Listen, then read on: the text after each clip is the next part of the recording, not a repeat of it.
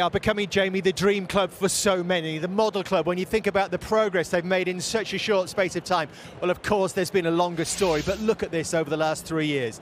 That leap in wins, goals season on season, the jump in points in the last 3 seasons, and now a top 6 side. Where could this story end? The progression is limitless. I really believe that. They've got so many talented players. They lose players, it never seems to affect them. They find the next superstar. They've got so many players here that will be wonderful assets for other clubs, and they play such a great style of football. That's the other thing you can't forget. It's an amazing forward-thinking club. When you play against them, they can completely embarrass you with a style of play. They can embarrass you as a coach because they make you feel inadequate. They're just a brilliantly run football team with a manager that is potentially one of the great managers of all time. We've seen that style again, haven't we, this season? Roberto De Zerbi's side, 4 goals in both games so far this season. And it actually might have been even more than that, given the quality of chances they've created since he arrived at the club.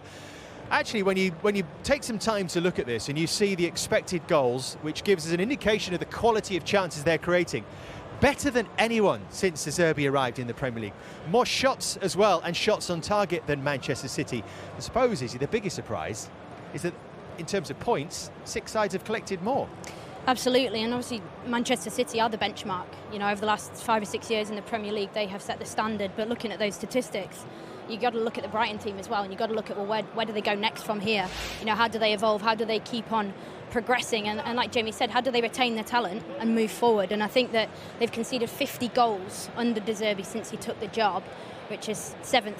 There's only 7 teams who are worse than that. So I think from that perspective, you ask the question of how do they evolve? Well, they probably need to become a little bit more watertight. They need to be tighter at the back because they concede a lot of chances as well as creating. But some would argue that that is why they are so entertaining, is because the games are so transitional.